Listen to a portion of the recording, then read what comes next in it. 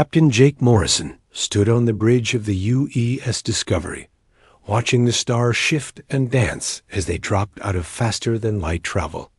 The ship's quantum engines hummed quietly as they entered the Kepler 442 system for the first time.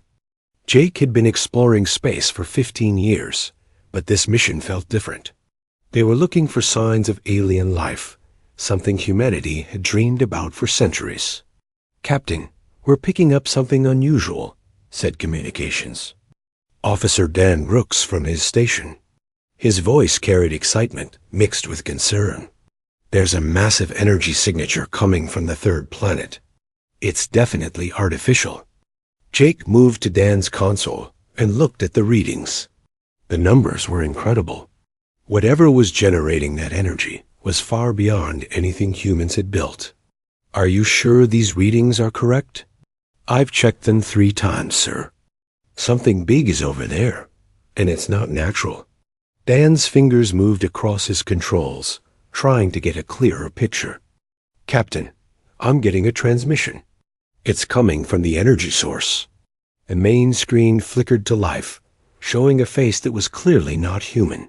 The alien had smooth, pale blue skin and large, dark eyes that seemed to study everything with cold intelligence. When it spoke, the translation software worked perfectly, turning its words into clear English. "Primitive vessel, you have entered the territory of the Vorthic Collective. State your purpose or be destroyed." Jake stepped forward, keeping his voice calm and steady. "This is Captain Jake Morrison of the United Earth Ship Discovery. We come in peace, seeking contact with other intelligent species. We mean no harm." The alien's expression showed what might have been amusement. "Humans, we have heard rumors of your kind. You have somehow managed to achieve basic spaces travel despite your limited understanding of physics. Impressive in a crude sort of way." The insult stung, but Jake kept his professional manner. "We would welcome the chance to meet with your people and learn about your civilization." "Very well. We will send a delegation to your homeworld. Perhaps we can help you advance beyond your current primitive state." The alien's tone suggested he was doing humanity a great favor. "Prepare coordinates for your planet Earth. High Commander Zefter will personally oversee this cultural exchange." The transmission ended, leaving the bridge crew in stunned silence. Humanity's first contact with aliens, and they had already been called primitive twice. 3 weeks later, Jake found himself standing in the United Nations building in New York City. The Vorthic ships had arrived 2 days ago, sleek vessels that made Earth's best starships look like ancient submarines. The aliens had been polite but condescending, treating humans like children who had somehow learned to use adult tools. Ambassador Lisa Rodriguez led the human diplomatic team. She was a skilled negotiator who had handled difficult situations around the world, but dealing with superior aliens was something entirely new. She stood beside Jake as they waited for the Vorthic delegation to arrive for the formal meeting. "Remember," Lisa said quietly, "we need to learn as much as possible about their technology and culture. They obviously see us as inferior, but that might work in our favor. People often say too much when they think they're talking to someone beneath them." The doors opened, and High Commander Zefter entered with his staff. He was tall and thin, with the same pale blue skin as the alien they had first encountered. His uniform was made of some material that seemed to shift colors in the light, and he carried himself with the confidence of someone used to being the smartest person in the room. "Greetings, humans," Zefter said, his voice carrying that same tone of patient superiority. "We have examined your technology during our approach to your world. It is adequate for such a young species. Your quantum computers are particularly amusing, though we perfected such devices thousands of years ago." Dr. Peter Hayes, Earth's leading physicist, stepped forward. "We would be honored to learn from your advances in quantum computing. Perhaps we could arrange a technical exchange." Zefter's laugh was like ice cracking. Perhaps, though I fear much of our technology would be beyond your current understanding. We have been mastering the fundamental forces of the universe since before your species learned to make fire. The meeting continued for hours, with the Vorthak constantly reminding the humans of their technological superiority. They examined human devices with barely hidden amusement, making comments about primitive fusion reactors and crude artificial intelligence systems. Every innovation humanity was proud of was dismissed as elementary by the aliens. But Jake noticed something during the long diplomatic sessions. Dr. Hayes kept asking detailed questions about Vorthak technology, and some of the alien responses seemed oddly vague.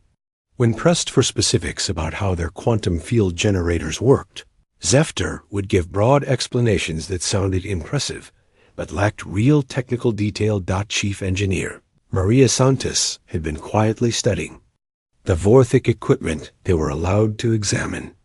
During a break in the meetings, she pulled Jake aside.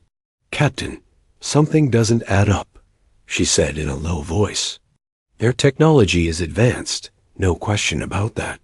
But some of the principles they're using, we theorized about similar approaches decades ago. We just decided they weren't efficient enough to pursue." Jake frowned. "What do you mean?" "I mean their revolutionary quantum processors are based on theories our scientists developed in the 2090s. We moved beyond those concepts because we found better ways to do the same things. It's like they're using outdated human science and calling it advanced alien technology." The implications of Maria's words hit Jake like a physical blow. Could it be possible that the aliens who saw humans as primitive were actually using inferior versions of human innovations? The thought seemed impossible, but Maria was one of the best engineers in the fleet. If she said something was wrong, it probably was Dot as the first day of formal contact ended. Jake watched the Vorthak delegation return to their ships. They moved with the arrogant confidence of beings who believed themselves superior to everyone around them. But now Jake wondered if that confidence was justified, or if it was built on something far more fragile than they realized. The next few days would be crucial. Humanity needed to learn everything they could about their new alien neighbors, especially if those neighbors weren't quite as advanced as they claimed to be. 3 days had passed since the Vorthak delegation arrived on Earth. Chief Engineer Maria Santos spent every free moment studying the alien technology they were allowed to examine. The Vorthak had brought several devices to demonstrate their advanced capabilities, and Maria was determined to understand how they worked. She sat in her laboratory late at night, surrounded by scanning equipment and computer displays. The Vorthak quantum processor sat on her workbench, its smooth surface reflecting the blue glow of her monitors. According to High Commander Zefter, this device could perform calculations that would take human computers weeks to complete. Computer, run another analysis of the quantum field patterns, Maria said, rubbing her tired eyes. The results appeared on her screen, and she leaned forward to study them more carefully. The data confirmed what she had suspected. The Vorthak processor used quantum entanglement principles that human scientists had explored in the early 2100s. The approach worked, but it was inefficient and required massive amounts of energy. Human engineers had developed better methods decades ago.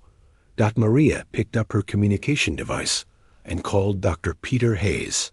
Despite the late hour, he answered immediately. "Maria, what have you found?" Peter's voice carried the excitement of a scientist on the edge of a major discovery. "Peter, you need to come to Lab 7 right away. And bring Dr. Kevin Clark with you. What I've discovered about their technology is just the beginning." 20 minutes later, Peter and Kevin arrived at Maria's laboratory. Kevin Clark was Earth's leading expert on alien biology and culture, though until now, he had only studied theoretical aliens. The three scientists had become close friends during the diplomatic meetings, united by their curiosity about the Vorthik. "Show. Use what you found," Peter said. Settling into a chair beside Maria's workstation, Maria brought up her analysis on the main display. Their quantum processor is based on the Henderson-Walsh theories from 2098. We abandoned those methods because they were too energy-intensive and prone to calculation errors. Kevin frowned. But Zefter said they perfected quantum computing thousands of years ago. How could they be using outdated human theories? That's not the strangest part, Maria continued. She pulled up another set of data. I've been analyzing the energy readings from their ships. Their fusion reactors are using containment methods that we developed in the 2080s. Again, we moved beyond those designs because we found more efficient approaches. Peter stared at the data in amazement. This doesn't make sense. If they're so advanced, why are they using inferior versions of our own technology? Maybe they're not as advanced as they claim, Kevin said slowly. I've been studying their cultural patterns and language structure. There are things that don't add up, Maria leaned forward. What kind of things? Kevin pulled out his tablet and showed them his research. I've been analyzing their historical claims. They say their civilization is over 10,000 years old. But some of their cultural references suggest something much younger. How much younger? Peter asked. Maybe 3,000 years at most. I found inconsistencies in their dating systems and historical records. It's like they're trying to make their civilization seem much older than it actually is. The three scientists looked at each other as the implications sank in. The Vorthik had been treating humans like children who had barely learned to walk. But the evidence suggested they might be lying about their own history and achievements. We need more proof, Maria said. If we're going to challenge their claims, we need solid evidence. Over the next 2 days, the three scientists worked together to investigate the Vorthik more thoroughly. They studied every piece of technology the aliens had shared, analyzed their language patterns, and searched for any information about their true history. The breakthrough came when Kevin discovered something unexpected in the Vorthik cultural database. During a routine data exchange, he had been given access to what the aliens called their cultural archives. Most of the files were exactly what he expected, but buried deep in the system were references to something called the predecessor. Archives.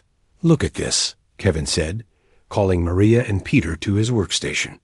They have files about something called the predecessor archives, but when I try to access them, I get blocked.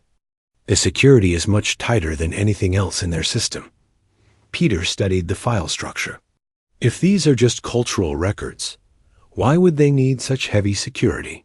Maybe because they contain information the Vorthik don't want us to see, Maria suggested. Kevin had been working on breaking through the security for hours. I think I can get past their defenses. Their computer systems are advanced, but they use security protocols that are similar to ones we developed years ago. Do it, Peter said. If we're right about this, we need to know the truth. Kevin's fingers moved across his keyboard, exploiting weaknesses in the Vorthik security system. After 20 minutes of careful work, he managed to access the restricted files. I'm in, he said, his voice filled with excitement and worry. There are thousands of files here. Most of them are about something called inherited knowledge systems and predecessor technology recovery. Maria read over his shoulder as Kevin opened the first file. The document was a technical manual about quantum field manipulation, but the language was strange. It wasn't written in modern Vorthik script. This looks like it was translated from something else, Kevin said. The sentence structure and technical terminology don't match normal Vorthik writing patterns. Peter opened another file, this one about starship design. This one is the same. It's like they're all translated from some other language, or copied from someone else's work, Maria added grimly. They spent the rest of the night reading through the predecessor archives. The more they discovered, the more disturbing the picture became. The files contained detailed technical information about advanced technologies, but none of it seemed to be original Vorthic work. "Look at this," Kevin said, pointing to a file. "About energy generation. This document is dated 2,847 years ago, but it describes finding a vast technological cache on the Vorthic homeworld. They didn't invent this technology. They found it." Maria felt a chill run down her spine. They've been claiming credit for technology they discovered, not technology they developed. But whose technology did they find? Peter asked. Kevin opened another file, this one containing what appeared to be original technical documentation. The text was in a script that looked completely different from Vorthic writing. "I don't know," Kevin said, "but whoever wrote these original files was far more advanced than the Vorthic, and based on the mathematical notations and measurement systems." He paused, running the text through his translation programs. "What is it?" Maria asked. Kevin's face went pale as the translation results appeared on his screen. The base mathematical principles and measurement systems in these documents. They're not alien at all. They're human. Dr. Kevin Clark stared at his computer screen in disbelief. The translation program had been running for 3 hours, analyzing the ancient text from the predecessor archives. The results were impossible to ignore. The mathematical notation, the measurement systems, even the basic language structure, all pointed to one shocking conclusion. "This can't be right," Kevin whispered, running the analysis again. But the computer gave him the same answer every time. The original technical documents were written by humans. Maria Santos and Dr. Peter. Hayes rushed into the laboratory when Kevin called them. Both scientists looked exhausted from days of investigating Vorthic technology, but Kevin's urgent message had brought them running. "What did you find?" Peter asked, settling into a chair beside Kevin's workstation. Kevin pulled up the translation results on the main display. "I've been analyzing the original predecessor documents all night. The language structure matches Proto-Indo-European roots. The mathematical concepts align perfectly with human scientific development. Even the unit measurements are based on systems that human cultures used thousands of years ago." Maria leaned forward to study the data. "Are you saying these documents were written by ancient humans?"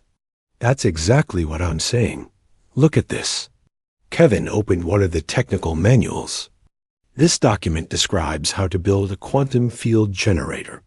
The instructions use measurement units that match ancient human systems. The mathematical proofs follow logical patterns that human scientists developed. Peter shook his head slowly. "But these documents are almost 3,000 years old. Humans weren't even close to this level of technology back then." "That's what we thought," Kevin replied. "But what if we're wrong?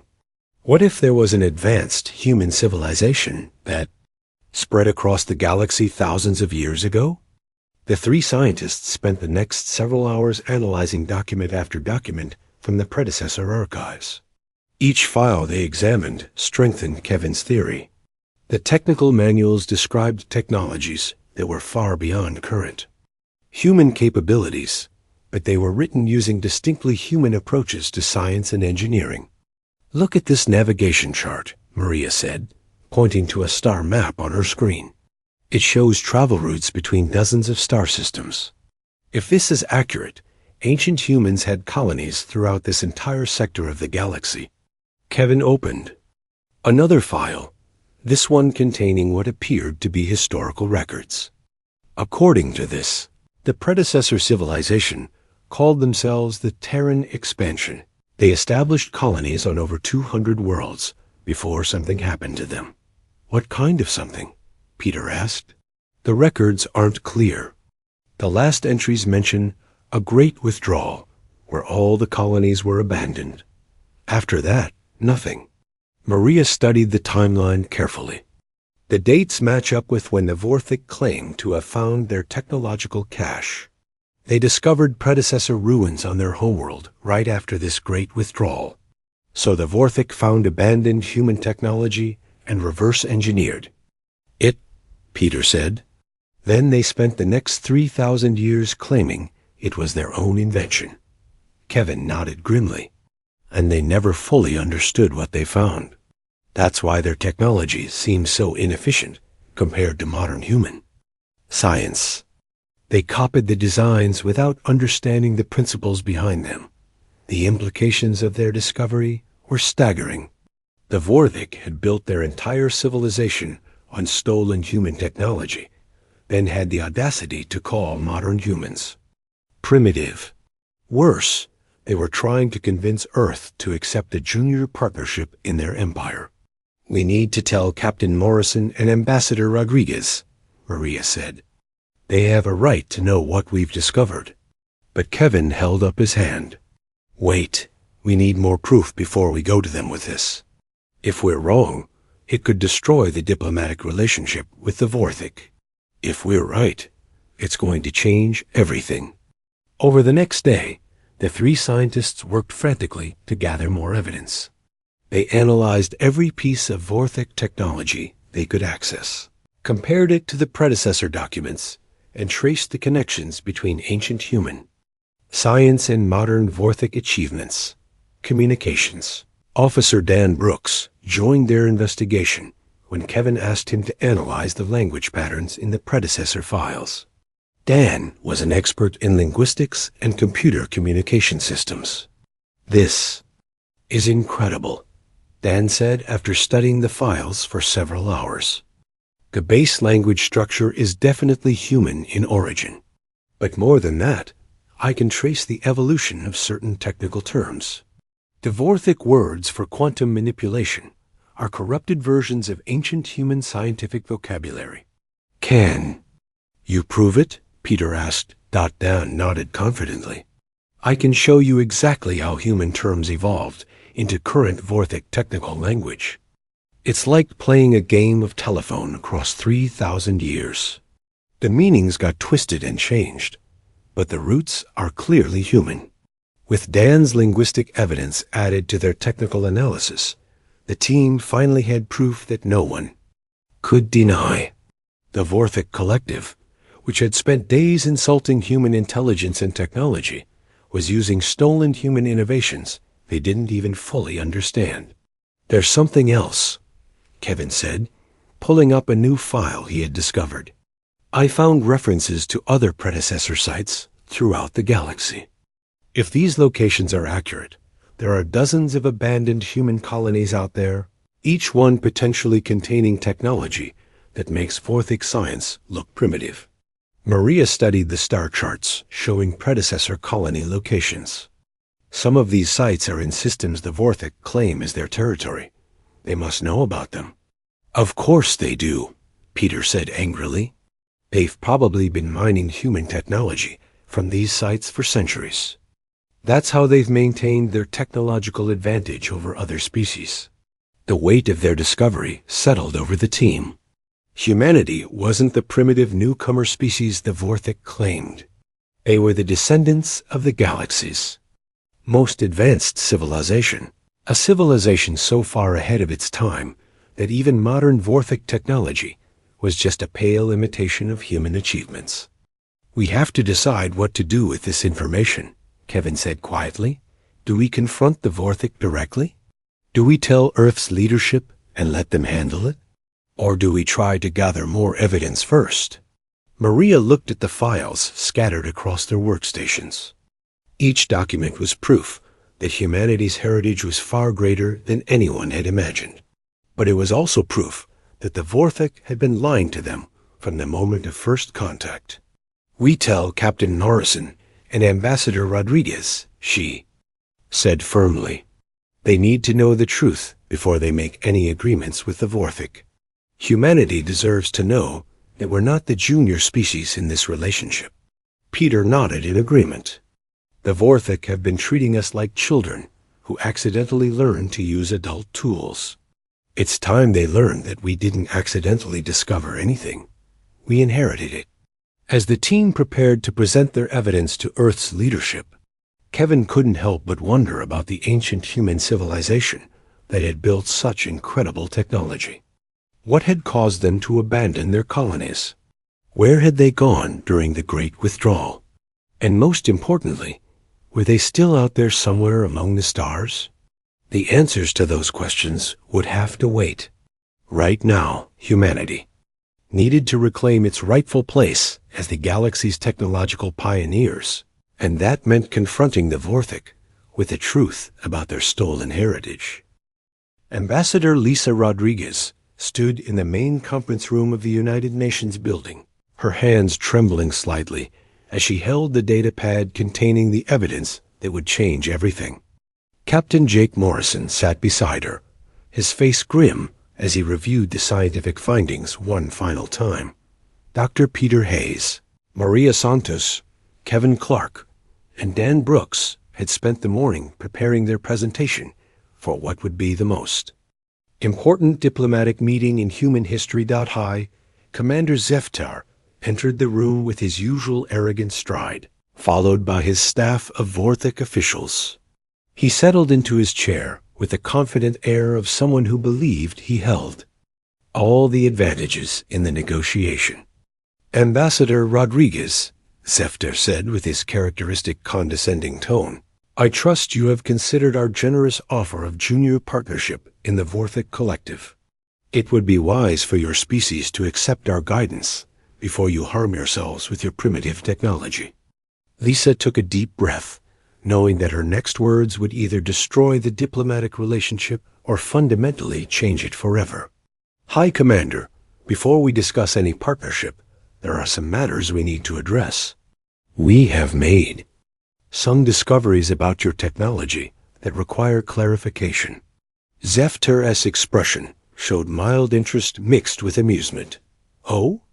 Have you finally begun to understand the complexity of our achievements? Perhaps you are not as primitive as we initially thought. Dr. Hayes, please present your findings, Lisa said, ignoring the insult. Peter stood and activated the main display. Screen. High Commander, we have conducted extensive analysis of the Vorthik technology you have shared with us. We have discovered some very interesting facts. The screen showed detailed technical diagrams of Vorthik quantum processors alongside human theoretical models from decades earlier. Your quantum computing systems are based on principles that human scientists developed in the early 2100s. We abandoned these approaches because we found more efficient methods. Zeftar's confident expression faltered slightly. That is impossible. We have been using quantum technology for thousands of years. Have you? Peter asked, bringing up more evidence. Your fusion reactors use containment methods that match human designs from the 2080s.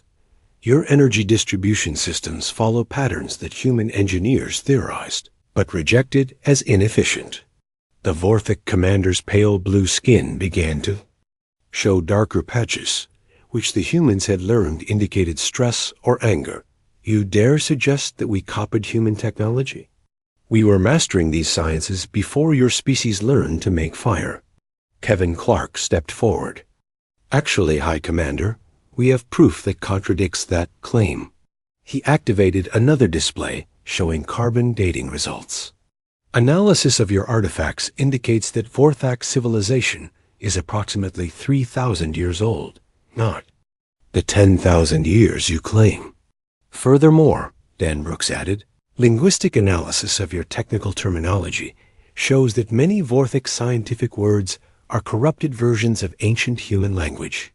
Your word for quantum manipulation, Geltar, is derived from the ancient human term stellar, meaning relating to stars. Zeftar stood abruptly, his dark eyes flashing with anger.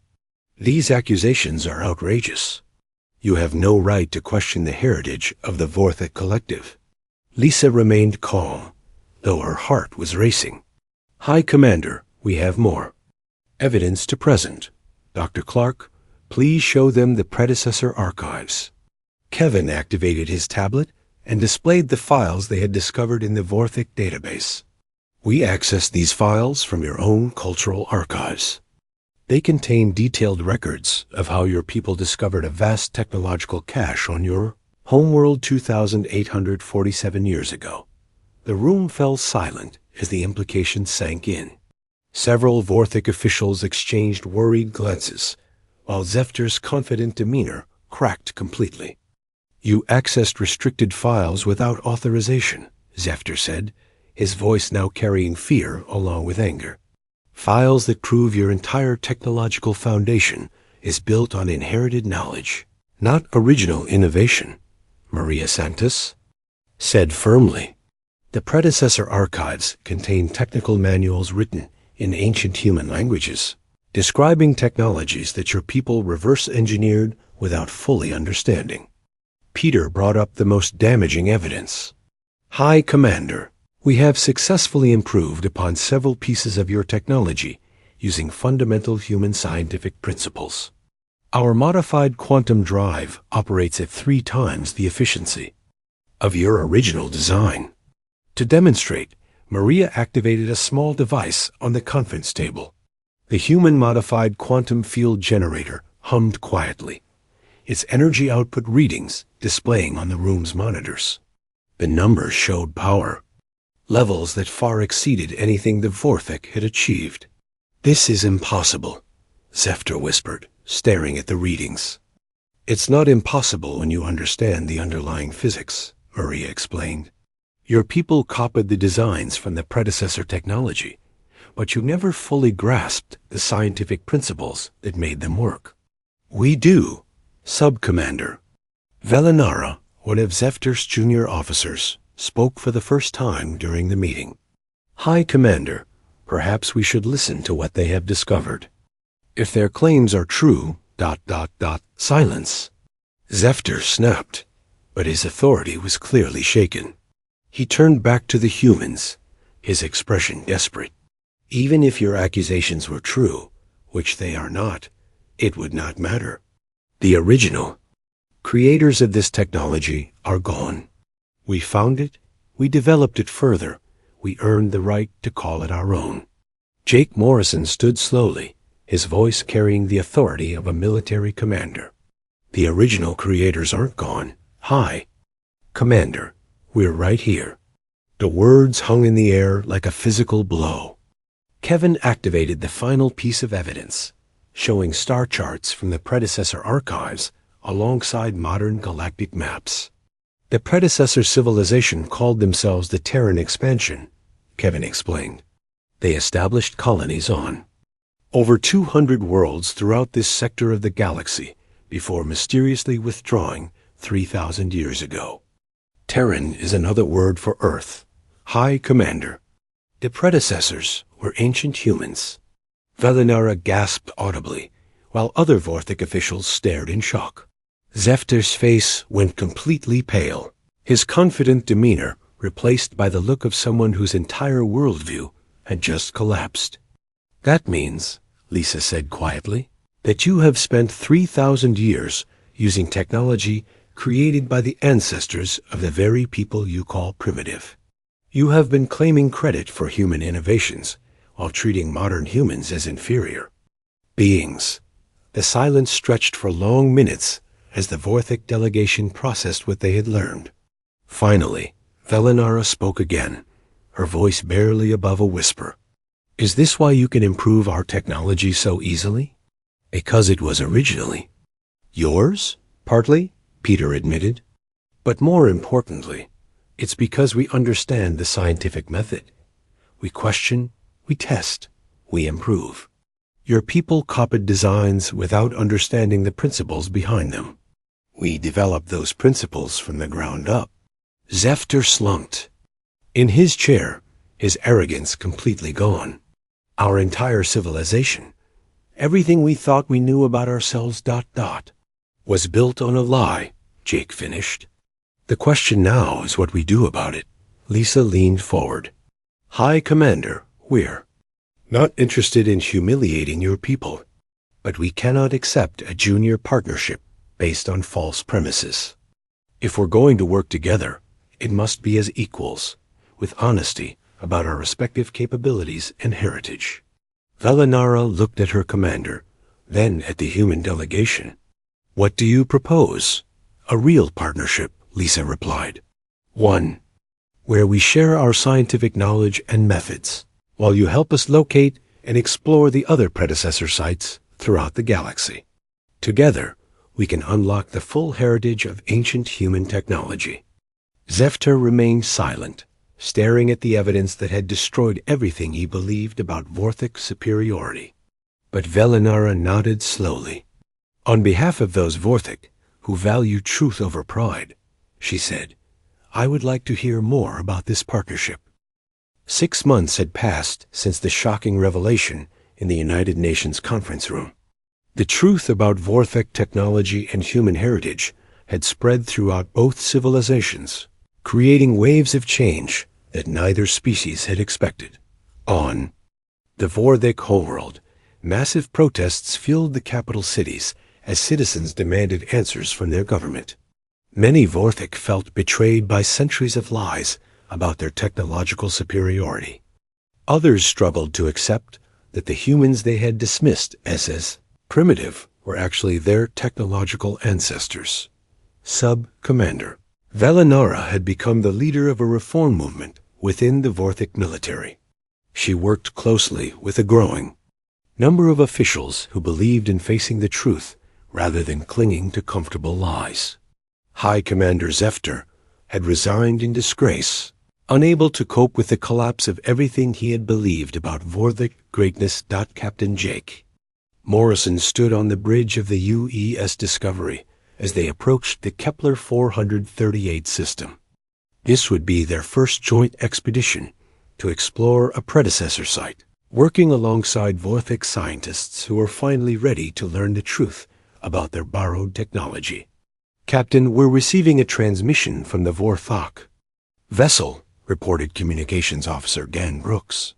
"Put it through," Jake replied. Velinara's face appeared on the main screen.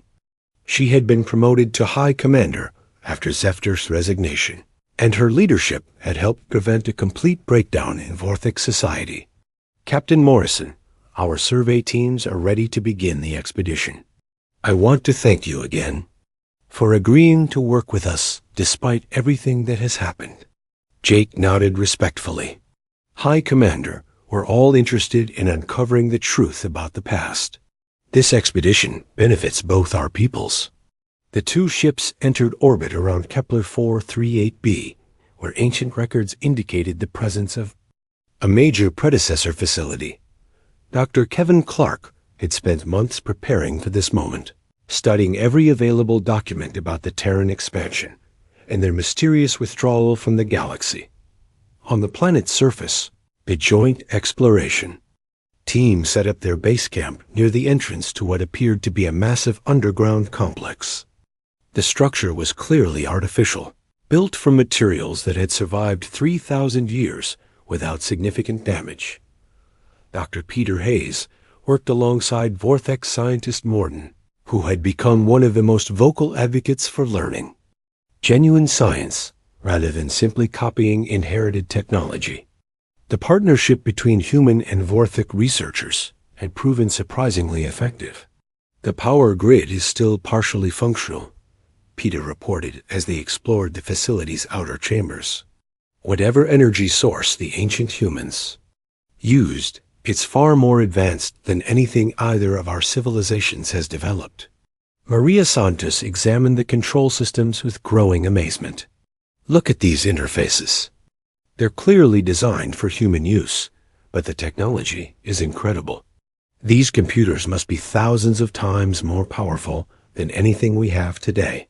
The expedition team moved deeper into the facility, discovering laboratory after laboratory, filled with equipment that neither species fully understood. The ancient humans had achieved levels of technology that made both modern human and Vorthic science look primitive. "Captain, you need to see this," Kevin called from a chamber near the center of the complex. Jake and Velinara hurried to join him, followed by the rest of the exploration team. The chamber contained what appeared to be a massive central computer system. its crystalline components still glowing with soft blue light. Holographic displays showed star charts covering the entire galaxy, with thousands of marked locations indicating other predecessor sites. "This is a complete archive of the Terran expansion," Kevin said, his voice filled with awe. "Every colony, every research station, every technological achievement. It's all here." Dan Brooks connected his translation equipment to the ancient computer system. After several hours of careful work, he managed to access the historical records. What they discovered changed everything they thought they knew about humanity's past. The Terran expansion wasn't just a human civilization, Dan reported. It was a coalition of species, all working together to explore and settle the galaxy. Humans were the founders, but they welcomed other races as equal partners. The records showed that the ancient humans had encountered dozens of alien species during their expansion across the stars. Rather than conquering or dominating them, they had offered knowledge, technology, and partnership to any species willing to work toward common goals. They were building something incredible, Felinara said as she studied the historical data. A true galactic civilization based on cooperation and shared knowledge. But the records also revealed the reason for the Great Withdrawal. A massive threat had emerged from beyond the galaxy, something so dangerous that the entire Terran expansion had been forced to abandon their colonies and retreat to unknown regions of space. They left these facilities as emergency caches, Kevin realized. They hoped that if any of their partner species survived, they could use this technology to rebuild and perhaps defend against the threat that drove them away. Maria found technical specifications that took her breath away. They developed technologies that could reshape matter at the atomic level, create stable wormholes for instantaneous travel, and harness the energy of entire stars. We're not just looking at advanced science.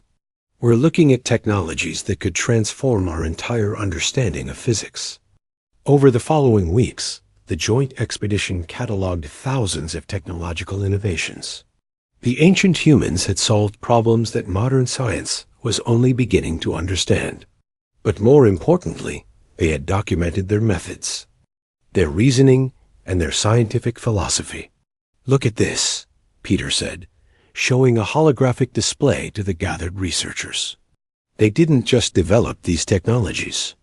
They created complete educational systems to teach other species how to understand and improve upon their work. The message was clear. The ancient humans hadn't wanted to create an empire of dependent species.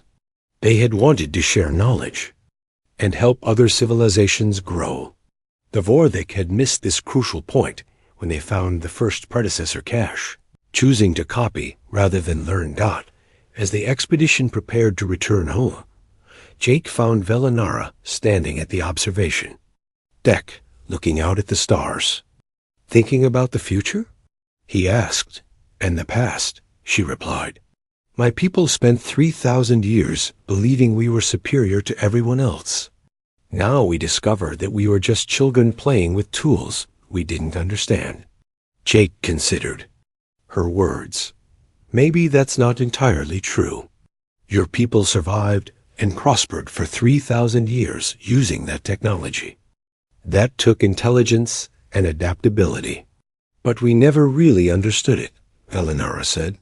"We never asked the right questions or tried to improve upon what we found. We were content to copy and claim credit. Understanding that is the first step toward real growth," Jake replied. "The ancient humans left these facilities for a reason. They wanted future civilizations to learn, not just copy." Velinara nodded slowly. "Captain Morrison, I propose that we establish a permanent joint research program. Humans and Vorthik working together to understand and develop the technologies we've discovered. I think that's exactly what the ancient humans would have wanted." Jake agreed. As the expedition ships departed Kepler 438b, they carried with them not just new technologies, but a new understanding of what civilization could become.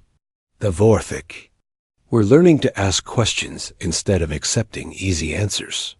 Humans were rediscovering their heritage as galactic pioneers. Most importantly, both species were working together toward a common goal. They were building the kind of partnership that the ancient Terran expansion had always envisioned, a civilization based on curiosity, cooperation, and the endless pursuit of knowledge. In the depths of space, other predecessor sites waited to be explored. Each one contained new mysteries, new technologies, and new lessons about what humanity had achieved in its distant past. But perhaps more importantly, each discovery brought both species closer to understanding what they could achieve together. In the future, the galaxy was vast, full of wonders waiting to be discovered. And for the first time in 3,000 years, humanity was ready to reclaim its place among the stars, not as conquerors, but as teachers and partners in the greatest adventure of all.